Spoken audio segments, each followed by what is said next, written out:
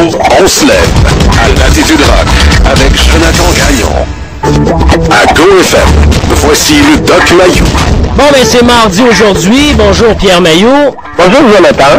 Bon, aujourd'hui, on se fait, depuis le début de la journée, mitrailler par ces sondages, oui, au niveau de la politique, mais il y en a un autre qui retient mon attention. C'est concernant, on parle des finances des ménages au Québec un peu partout ce matin. On dit que les gens ont de la difficulté à joindre les deux bouts et tout ça. 7 ménages sur 10, Doc, qui ont des problèmes d'argent au Québec. Ça, je pense que vous n'êtes pas surpris de constater ça, d'apprendre ça, vous là. Non, pas du tout. Ça fait partie de notre idéologie. Ouais. Oui, l'idéologie socialiste consiste à dépouiller celui qui a des biens pour les donner à celui qui n'en a pas, dans le but d'enrichir celui qui est pauvre. OK. C'est une idéologie qui a fait ses preuves, j'allais dire ses preuves de calvitie, ses preuves d'idiotie dans l'Union soviétique. Et il y a une partie du Québec qui est encore dans cette foulée-là. Bon, là, moi, ce qui m'amène ce matin à une réflexion au niveau du jugement de l'être humain, parce que là, les pourcentages, Doc, c'est assez marquant. Là, tu sais, je veux dire, on a toujours le réflexe de comparer ça à notre situation personnelle quand on voit des choses comme ça pour voir où on se situe. Et j'ai l'impression que je suis quand même pas si pire. On dit que plus de 80% renoncent à faire un achat une fois par semaine ou une fois par mois parce que on voit arriver justement les comptes à la fin du mois. Hey, on parle de un achat, là. Oui. Tu sais, Jonathan, ça fait des années que je répète à qui veut l'entendre que l'impôt sur le revenu est un vol. Ouais.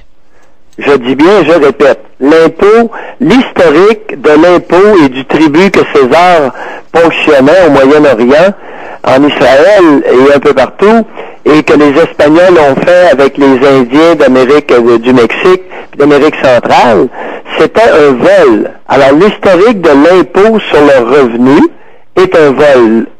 C'est-à-dire, lorsque tu gagnes $1, tu as travaillé pour $1, normalement, il serait dû te rester $1 dans ta poche. Ouais. Alors, pour ceux qui ont une pensée courte et qui sont pas tellement intelligents ce matin, je vous dirais que les services publics sont payés par une taxe à la consommation. Alors, quand vous allez acheter des biens, il y a des taxes, et c'est ça qui devrait payer tous les services publics.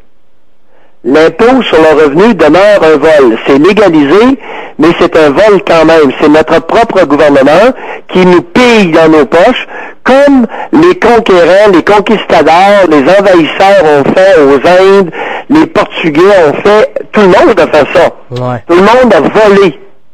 Alors, l'historique de l'impôt sur le revenu, c'est simplement d'être un vol. Mm-hmm.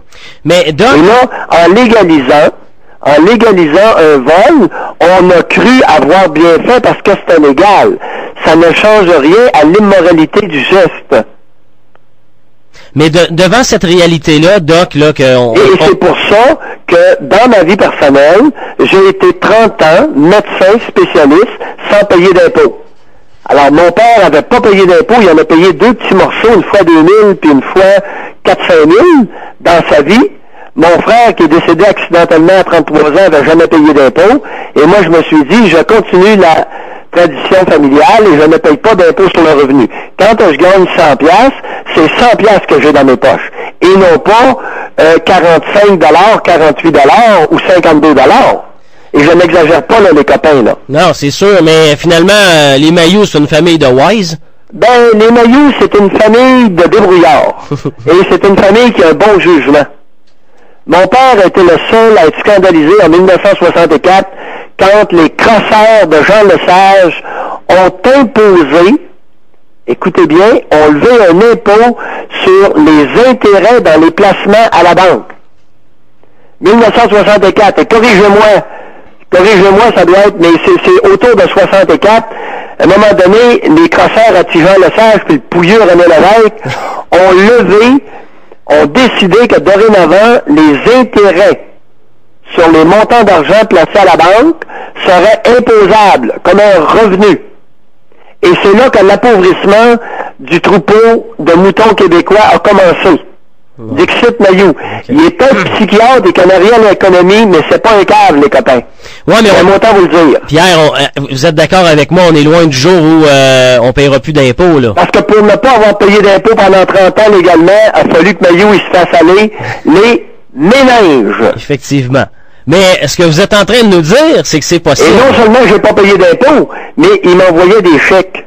En tout cas, ça, là, j'ose pas trop le dire. Ouais, c'est ça. Okay, je le dis à toi, je te le dis dans le cornet de l'oreille. Ouais, je vais l'enlever au montage. Non seulement je payais pas d'impôts, mais il y avait des crédits d'impôts remboursables. Lorsqu'on ne payait pas d'impôts, ben, ils nous en renvoyaient.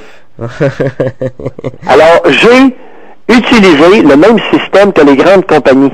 Bon. Me voyez-vous venir, les copains? Ouais. Ben, c'est tout à votre honneur. Et vous n'êtes pas nombreux au Québec à avoir fait ça. En tout cas, c'est sûr. Je suis le seul au Canada à avoir créé une ferme expérimentale privée. Je suis le seul particulier à avoir fait ça dans notre pays au complet, coast to coast. Ouais. Alors, Shurgame, Purina, les grandes compagnies d'aliments pour animaux ont des fermes expérimentales. Le gouvernement fédéral et le gouvernement provincial ont des fermes expérimentales.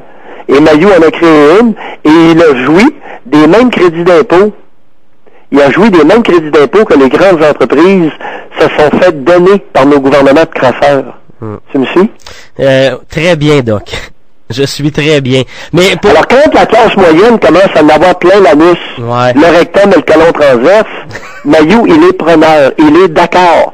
Parce que lui, ça fait longtemps qu'il avait tout compris ça. Son père avait compris ça avant lui. Son frère en même temps. Ça fait longtemps, là. Moi, j'ai baigné là-dedans. Ouais. Et mon père, en 1964, était fou furieux quand le crosseur à Jean Lesage et René Lévesque avait imposé les intérêts sur les placements à la banque. Puis il était le seul. Il était le seul à dire ça n'a pas de bon sens. Comment vous voulez qu'on s'enrichisse si lorsqu'on place de l'argent, nos intérêts sont imposés? Mais êtes-vous malade, le monde? Et personne ne comprenait l'impact négatif sur une économie, sur une collectivité. Sacrément, allumé quelque chose. C'est pas mon père en une troisième année. Troisième année. Je suis sûr qu'il y en a... Sacrément, il avait une tête sur ses épaules. Ouais, il y en a plusieurs qui sont en train de prendre des notes. Moi, le premier, Doc. Alors, allez me vérifier ça. En quelle année que Jean Lesage a levé un impôt sur les intérêts? C'est 64, 68, puis il me semble que c'est 64. OK. Vérifiez-moi ça, puis dites-moi que j'ai tort. J'aime ça avoir tort de temps en temps, Jonathan. Ouais, c'est ça, mais là... ce matin. Je sais pas quelle mouche qui m'a piqué ou quelle mouche que j'aurais envie de piquer. Mais Doc, je veux juste savoir, quand on se fait enlever la moitié de notre paye, là, faut administrer avec ce qu'on a. Bon, là, on prend ça de cet angle-là, qu'il y a 3 ménages sur 4 qui ont plus une scène à la fin du mois. Il y a un problème à quelque part au niveau de l'administration de tous et chacun. Oui, je suis d'accord. Ça ne marchera pas, Jonathan. C'est qu'on peut pas... Regarde, c'est que au Canada, on s'est donné le double système. Alors, taxation sur les biens à la consommation, quand tu achètes des biens au magasin, OK, de 12 ou de 15 ouais. Ça s'en va dans le cas de l'État. Et il y a l'impôt sur le revenu. Eh oui, mais calvaire. Puis l'impôt sur les intérêts. Hey! Jonathan, tu sais pas la dernière nouvelle? Depuis quelques années, quand on place de l'argent à la banque à intérêt composé, on le touche pas, l'intérêt. Peux-tu croire que les crosseurs nous font payer de l'impôt sur l'intérêt composé qui n'a pas été touché? Mais là, vous niaisez, là? Non, Jonathan, avec calvaire, là, on est payé l'année passée, c'est je sais de quoi je parle. Envie de niaiser matin, là. Aïe, aïe, aïe. Ça prend des hosties de valeur. Ils te demandent de payer de l'impôt sur des intérêts composés qui sont à la banque que tu vas toucher dans 7 ans. Ça prend des hosties de valeur. Ça ne me gêne pas de le dire.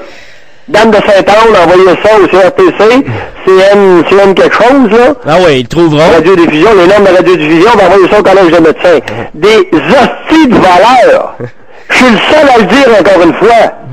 Qui va se lever et va dire, hey, c'est qui l'innocent, le tweet, l'imbécile, le taré, qui nous fait payer de l'impôt sur les intérêts composés qui sont dans la banque pour encore 5 ans. Aïe, aïe, aïe. Hey, ouais, je comprends très bien. Il y a des matins, vous m'en apprenez plus que d'autres, et ce matin, là, vous êtes pas loin du 10 sur 10. Non, Jonathan, tu sais, Et Jonathan, dis-toi bien une chose. Celui qui possède l'information a le pouvoir de décider.